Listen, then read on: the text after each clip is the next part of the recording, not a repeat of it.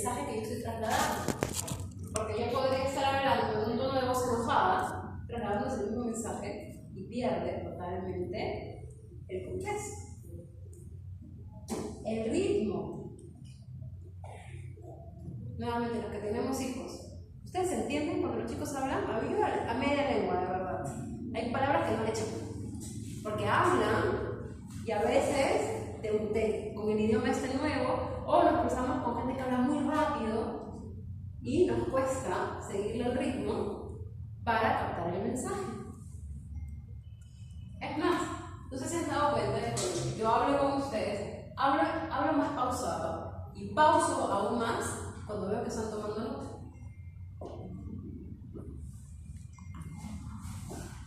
Porque si yo hablara a la misma velocidad mientras veo que están tomando nota, por ahí que se pierden de algo el mensaje. Yo estoy prestando atención a todo lo que está pasando en mi entorno. Y lo mismo tenemos que hacer nosotros ya cuando estemos en el ámbito profesional, porque imagínense que tenemos al frente a una abuelita que no escucha bien. Yo le voy a hablar igual como le hablo a mi compañero que si escucha bien. No. Tendría que alzar un poco el volumen, tendría que bajar el ritmo, es correcto. Sí. Y todo eso tiene que ver con asertividad y empatía, pero desde mi lenguaje corporal, el volumen. Eso falta Si nosotros estuviéramos en una aula más grande, por ejemplo, y tuviéramos alumnos hasta atrás, yo hablaría más alto. Sí. O utilizaría un micrófono. Pero como no estamos en ese contexto, mi volumen de voz yo lo puedo modular a un tono más bajo. Estamos en una aula pequeña. Así como los mensajes de voz. Como los mensajes de voz. ¿No les ha pasado a veces que entran en alguna clase donde usted te habla y no se le escucha atrás? Sí. ¿Qué dijo? ¿Qué dijo que no dijo? Y tanto el volumen como la dicción se trabaja. ¿Qué es dicción? Cuando trabajamos nuestra dicción, no la adicción, por favor, la dicción, donde nos acostumbramos a pronunciar las palabras completas. Es algo que se está haciendo mucho. Tenemos que pronunciar las palabras completas y pronunciarlas bien. ¿Sí? La palabra Porfa. Ya pe. Yo cuando escucho que ella dice ya pe, le digo años de educación invertidas, desperdiciadas. Te lo digo de broma, evidentemente, se ríe, pero es que no puede ser que uno esté pagando educación para que vengas a decir ya pe. No, eso está mal, no es el inicio. Combinar el español. Combinar el español con el inglés. Ok, eso es bastante común actualmente. Hay palabras que se han españolizado, hay palabras que se han americanizado desde este uso común, ¿no? De este spam que le dice, hay una película al respecto, inclusive. Gestos y lenguaje corporal. No, yo al principio les decía, ¿qué pasaría si yo estoy todo así, con los brazos cruzados, y me paro en un rincón y le cago toda la clase? No. Hay que tener un lenguaje corporal que también invite a la otra persona a querer tener una comunicación con nosotros. ¿Y por qué profesionales de la salud te muestran un lenguaje corporal? O sea, te pueden decir te vas a morir mañana y no te lo dicen como con pena, como ustedes, sino con una seriedad. ¿Cómo se llega? Se han desensibilizado. No lleva el curso excelente. No, pero no necesariamente es eso. No, es que todos los días están en la misma rutina, de lo mismo caso como que parece algo natural. Es correcto, se desensibilizan. Entonces dejan de practicar eso. Dejan de serse conscientes de su lenguaje. Porque Todos sucede heridos, que en el lenguaje corporal, cuando hablamos nosotros, nuestra emocionalidad antecede al cuerpo. Y eso es natural. Entonces, cuando una persona ya se desensibilizó, su emoción siempre va a anteceder a su cuerpo. Y eso le da, por ejemplo, inclusive humanos que tienen que comunicarse que se interesa. O sea, no sale a ser empático con la familia. Salen a comunicar un hecho objetivo que ha sucedido y lo comunican en hechos y en números. O simplemente que ya tienen el apuro de entrar a atender al paciente que rápido ya. Están más sensibilizados y tiene mucho que ver con trabajo, conocimiento y de entender cómo comunica cada uno de los cuadros. Y recuerden eso que yo les digo siempre, la emoción antecede siempre al cuerpo. O sea, si yo estoy fastidiada porque me da cabeza, porque estoy con un proceso de gripe, etc., se va a notar en mi cuerpo y yo puedo estar trasladando un mensaje feliz, pero mi cuerpo ya habló antes. Yo les digo que todo esto del lenguaje no verbal es importante que nosotros nos hagamos conscientes de, sobre todo cuando estamos trabajando en un área de servicios y de atención al paciente.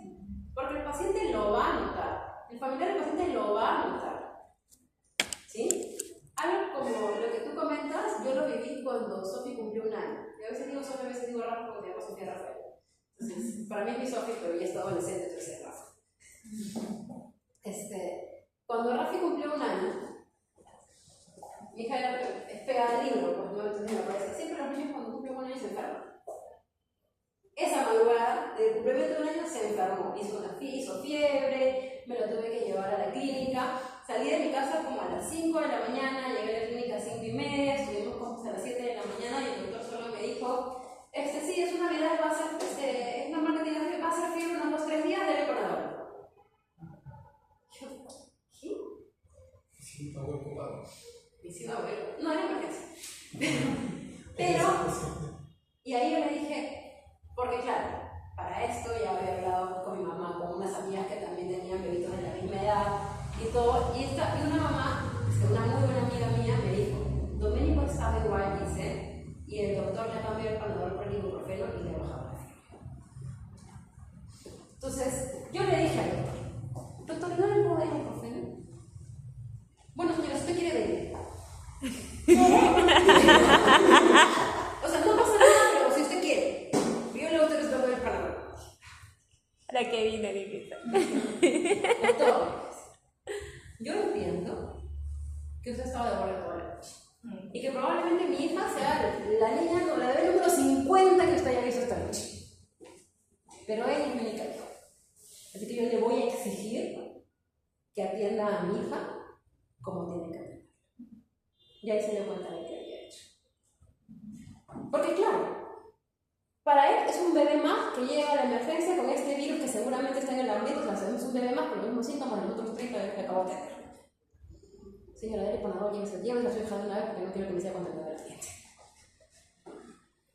Pero es mi única hija. O sea, yo no voy a tener 30 partos en mi vida. Tuve uno, a lo mucho pude haber tenido otro, me quedé en uno.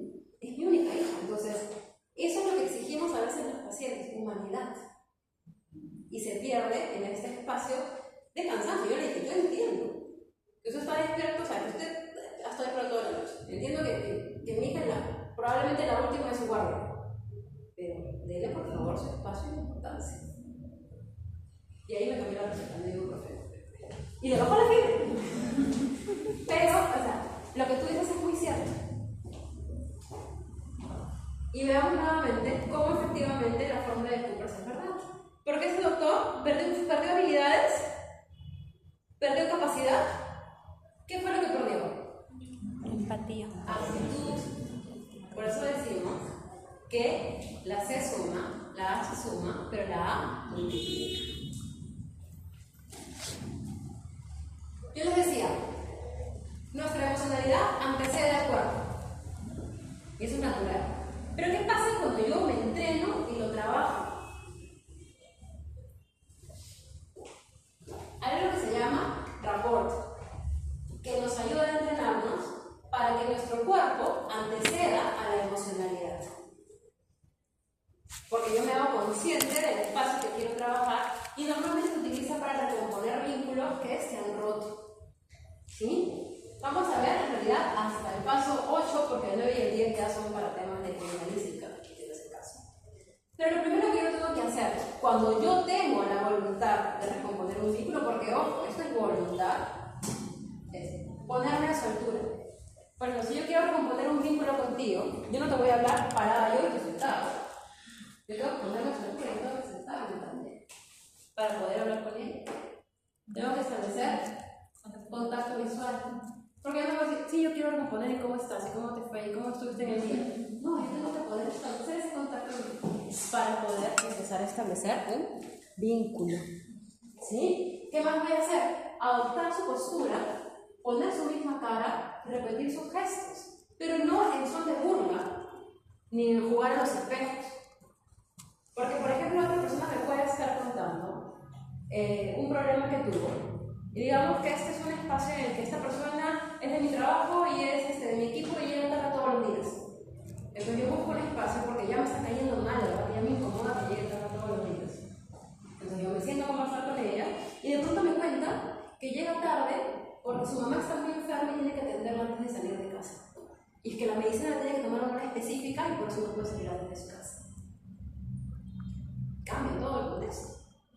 Está llegando tarde por una razón.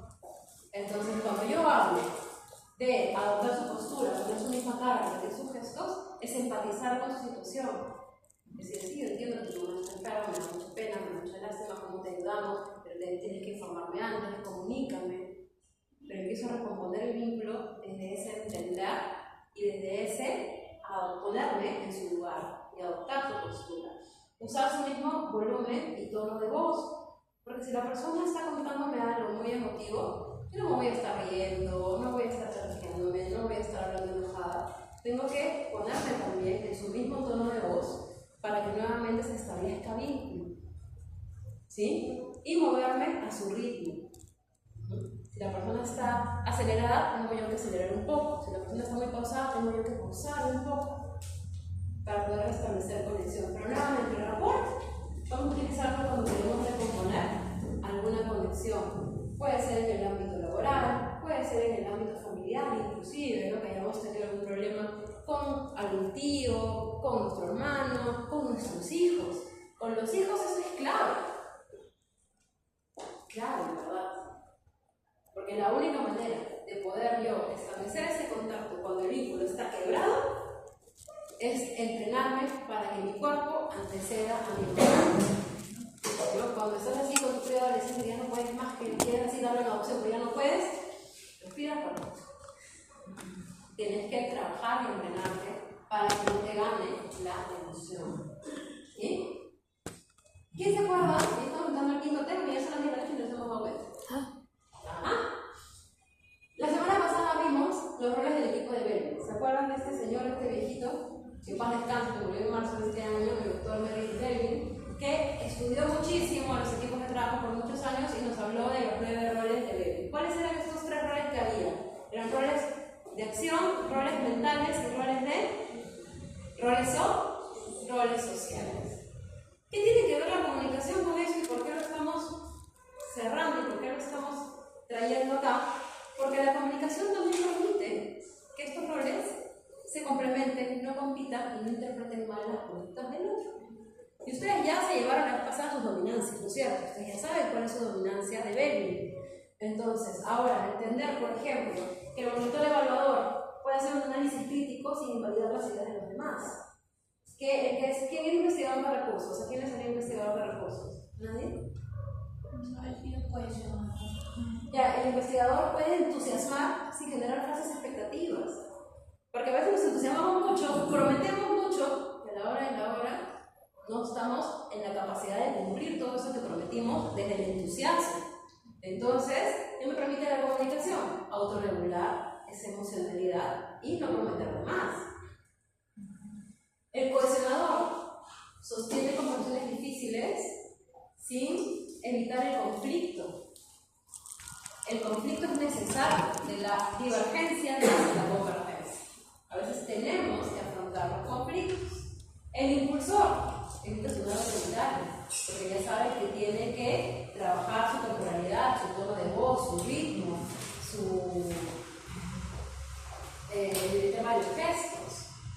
El finalizador pide estándares sin parecer rígido, porque ya sabe de empatía, porque ya sabe autorregularse, porque ya sabe que la comunicación tiene que ser clara, concisa, concreta, coherente, cortés. El cerebro no debe explicar tus ideas sin que parezcan confusas. ¿Sí? Vamos a revisar esto muy rapidito en realidad. Igual ustedes tienen la PPT. Pero por ejemplo, para recordar un poco en resumen, el impulsor era el dinámico, el orientado a resultados, y la asertividad evita que su energía se perciba como agresiva. En el implementador es organizado, práctico, pero necesita la comunicación clara para entender tareas, ¿no? Plazos, asertividad, porque recordemos que el implementador es el que hace que las tareas ocurran, necesita inputs claros. El finalizador era el detallista, ¿no? El que se fijaba en la atención al detalle, en cómo hacer las cosas. Entonces la comunicación asertiva evita que sus correcciones parezcan críticas, ¿no? Porque el finalizador puede decir, no, pero que mira, acá le falta la tilde y acá está otra fuente y eso está mal. Entonces tiene que ser detallista utilizando la asertividad para que esa corrección que está haciendo del detalle no parezca que no suene a una crítica o que esté invalidando el trabajo de los demás. El cerebro. La asertividad le ayuda a expresar sus ideas, a recibir feedback sin sentirse invalidado, ¿no? Ese pedir ayuda, es entender que no somos perfectos.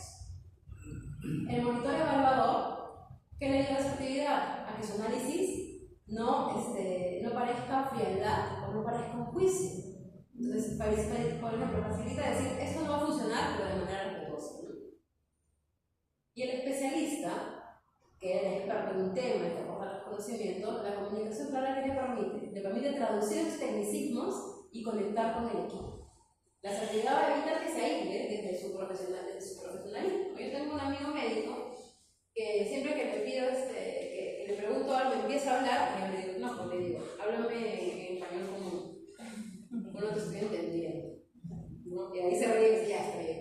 Me empieza a explicar de una forma en que una persona no médico va a entender, ¿no? qué cosa le estoy preguntando. El coordinador, que era el líder, ¿no? El facilitador, ¿qué le favorece? Su capacidad de alinear al equipo sin autoritarismo. No va a favorecer que se lleguen a acuerdos claros. Nuevamente, esa actividad está entre lo que yo quiero, lo que el otro quiere y lo que podemos acordar. El cohesionador es el empático, ¿no? El que sostiene el clima, decía, ¿no? El que trae las papitas. La asertividad evita que evite conflictos y le permite cuidar el clima sin sobrecargarse. Pero miren, nuevamente, que no evite conflictos. Los conflictos no tienen que evitarse, los conflictos tienen que resolverse. Y el investigador de recursos, que era el extrovertido, el que busca las oportunidades, crea las conexiones, la asertividad le va a ayudar a no sobreprometer y coordinar mejor al equipo. ¿Sí? Importante no prometer lo que no podemos cumplir. Cosas que debemos saber para ir terminando. La asertividad es ser duro y carrera, ser claro, respetuoso al mismo tiempo. Los malentendidos, chicos, no son de personalidad, son de comunicación, son de barreras de comunicación. Y las barreras, quienes las construyen, es uno mismo. Ya hemos hablado, lo que yo digo, lo que yo comunico es mío, no es del otro. Asimismo, la barrera la construyo yo, no la construye el otro. ¿Sí? La comunicación define el 80% de cómo funcionamos en equipo y de cómo funcionamos en vida. Nuevamente repito, el lenguaje es declarativo y generativo, y el lenguaje no es inocente. Y cada rol de Berry funciona mejor cuando comunica bien. Cuando tenemos claridad sobre estos conceptos de la comunicación, vamos potenciando todo esto que vamos aprendiendo desde el autoconocimiento. Tips para la comunicación asertiva. El tono del lenguaje no verbal, recuerden, hace parte del lenguaje. Utiliza el lenguaje sencillo, en primera persona y palabras positivas. Escucha y evalúa el contexto, importante. Cuida tus emociones. Pon tus límites claros. Recordemos que tenemos nuestros derechos asertivos. Asegura que el mensaje se haya entendido. Cierra tu círculo de comunicación y transmite confianza. Sé coherente y respeta a los demás. ¿Sí? Reflexión final: comunicar no es solo hablar, es construir realidad. ¿Sí? No trabajamos solos. Somos seres sociales, necesitamos del otro para poder desarrollarnos, para poder crecer. Decíamos también la clase pasada, o la clase antepasada creo, que el ser humano está condicionado para autoevaluarse en función de la comparación con el otro, pero que esa comparación resulte complemento, ¿sí? Porque no trabajamos solos. La asertividad no es una técnica, no es algo que yo aprendo, no es algo que tiene fácil, es una forma de estar en el mundo. Desde que yo me hago consciente de que yo entro en ese espacio de autoconocimiento, de autorregulación, y se convierte en una... Es como la alimentación. ¿Hay que alimentarse bien o estar a dieta? Alimentarse bien. Hay que alimentarse bien. Lo mismo con las actividades. Y cuando cada persona expresa su rol, hablamos ya de los roles en los equipos de trabajo, con claridad y respeto, el equipo deja de ser un grupo de individuos que funcionan como islas para convertirse en una fuerza colectiva. Y eso, chicos, es lo que hacen los equipos imparables. ¿Sí? El lenguaje no es inocente, tercera vez que se dice en esta clase. Recuerden que cada palabra que eliges construye o destruye, acerca o aleja, abre o cierra caminos. Y son ustedes los que deciden qué camino es el que quieren ver. ¿Sí? La información ya la tienen. Habíamos hablado también en algún momento, no sé si fue la clase pasada o la antepasada, que no es falta de conciencia, es falta de hábito, de trabajar, porque el que fuma sabe que fumar hace daño. ¿Y por qué no deja de fumar? No es por falta de conciencia, no es por falta de información, no es por falta de experiencia. Es falta de crear un hábito consciente y saludable. ¿Sí? Tarea para la semana. Van a tener 5 enunciados. Reformula la frase a una versión asertiva. ¿Sí? Entonces, siempre haces un último minuto, tienes que reformularla a una versión asertiva, cada uno. Igual con cada una de las 5 frases.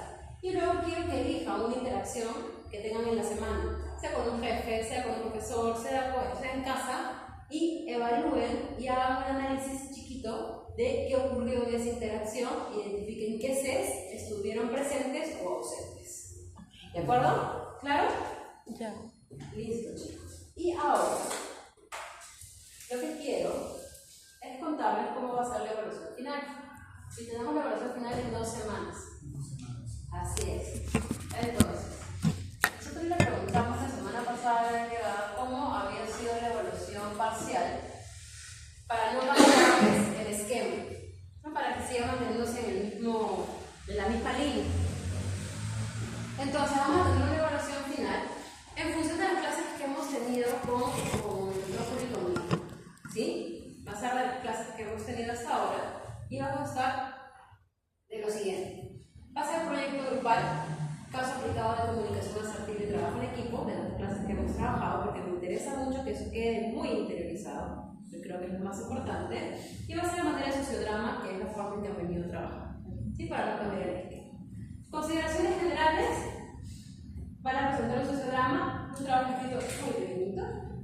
Grupos mínimo de 3, máximo de 4, así que somos 11 en el aula, así que van a ser 2 grupos de 4, un grupo de 3. ¿Sí? Y ustedes se organizarán, no sé si están organizados. ¿Sí? Perfecto. Listo. Cada grupo tendrá un caso que resolver y trabajar. Yo tengo definidos los casos, entonces ustedes elegirán.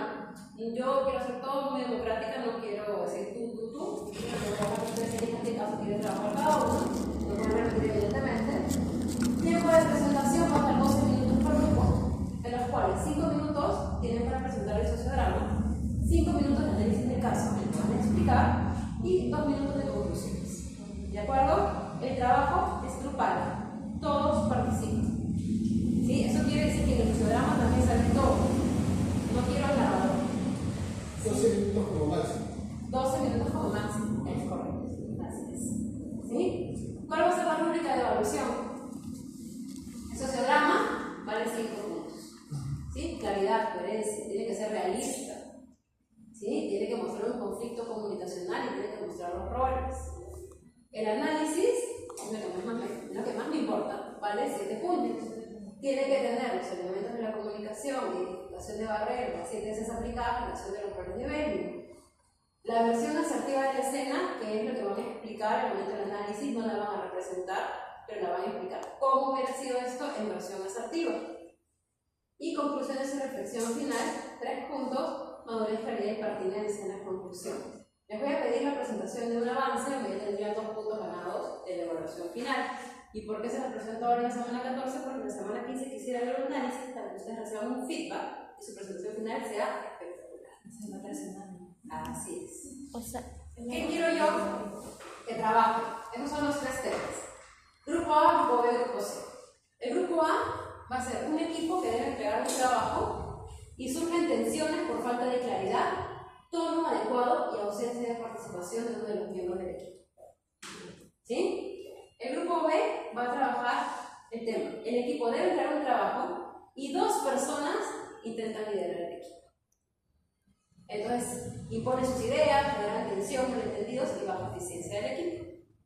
Y el grupo C va a trabajar un mensaje mal transmitido que causa confusión en el equipo. No hay un objetivo claro, se cometen errores y hay conflicto interpersonal. ¿Sí? Ustedes eligen quién va a ser el grupo A, quién va a ser el grupo B, quién va a ser el grupo C. Luego los vamos a dejar ahí para que ustedes tomen la decisión. ¿Cómo se presenta el caso? Deben dramatizar la situación. Ruido comunicacional, conductas pasivas, falta de claridad, desafíos del equipo, oportunidad clara para aplicar, por ejemplo, la comunicación asertiva. Esta PPT ya está también colgada en los materiales del curso. ¿Sí? ¿Qué deben explicar en el análisis? Elementos de la comunicación presentes en la escena. Tiene que haber emisor, receptor, canal, código, mensaje, contexto, situación. Eso es lo que yo necesito que ustedes representen en el trabajo escrito. ¿Sí? ¿Cuál fue el contexto? ¿Cuál fue el código utilizado? ¿Cuáles fueron los mensajes? ¿Cuál fue la situación? ¿Cuál fue el referente? ¿Cuáles fueron las barreras de comunicación identificadas? No uso de datos, no emocional inadecuado, falta de escucha. ¿Cuáles se faltaron? ¿Cuáles se vulneraron y cómo afectaron el resultado? No hubo coherencia, no hubo claridad, no hubo cortesía. Roles del equipo de Belli. ¿Qué roles se mostraron? ¿Cuáles faltaron y cómo influye eso en la dinámica grupal? Recuerden que una persona puede ejecutar más de un rol de Belli. ¿Sí? Uno puede ser cerebro, puede ser facilitador, finalizador, puede ser cohesionador, puede ser también tener algún otro rol mental. ¿Sí? Y finalmente, en análisis, la versión asertiva recomendada. Una propuesta breve que muestre cómo debió manejarse realmente la situación, dejando de lado todos estos temas de las barreras de comunicación y las 7 Cs de la comunicación. Dale. En la versión previa asertiva recomendada, eso se va a hablar, Sí, ¿verdad? Eso lo No vamos es un sociograma, eso solo No, el sociograma es el conflicto. El conflicto. Y al final se cierra con eso. En el análisis, vamos a regresar. El sociograma, ese es el conflicto. Acá todos se pelean, se miran feo. En el análisis, que son los otros 5 minutos, ustedes me van a contar qué elementos de la comunicación, qué barreras se identificaron, cuáles fueron las 7 Cs, etc. Y la versión asertiva, cómo debió realmente manejarse. Pero ya eso me lo van a contar. Realmente. No. Lo van a exponer, ¿no? Y finalmente van a poner conclusiones finales de qué cosas ustedes identificaron al momento de hacer el proyecto. El entregable previo, no quiero más que eso. Cada grupo deberá enviar un guión preliminar en una página que incluya el tema, que ya lo tienen, pero me tiene que decir qué grupo va a ser qué tema, el resumen de la escena en máximo 8 líneas, los integrantes y roles, las barreras y Cs que van a aparecer en la representación y la propuesta asertiva breve. ¿Para qué? Nuevamente, porque yo con esto les voy a hacer un feedback, también por escrito, para que su resultado final sea aún mejor. ¿De acuerdo? La idea es que todos saquen 20. Ese es el objetivo.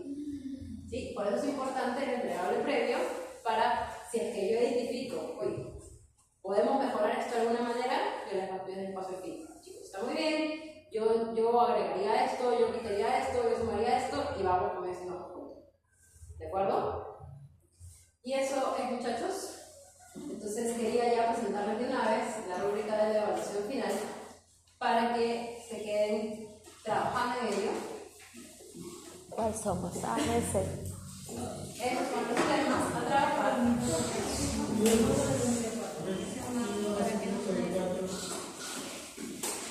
Entonces, Grupo de 4, ¿no? ahora se organizan. ¿De grupo de 4? Pero la idea es que Va a haber 2 de 4 y 1 de 3. ¿Dónde? Los que faltaron, María, los que 2 faltaron. de 4, 1 de 3. son 11, Luciano, sí. No, ella no ha venido, me ha mandado su mensaje, profesor. Tiene turno en la noche en el hospital. Avenidas. Grado. Gutiérrez.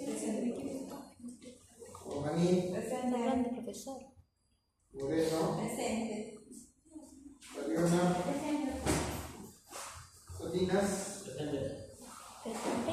Jaime Teodoro. también. Presente, profesor.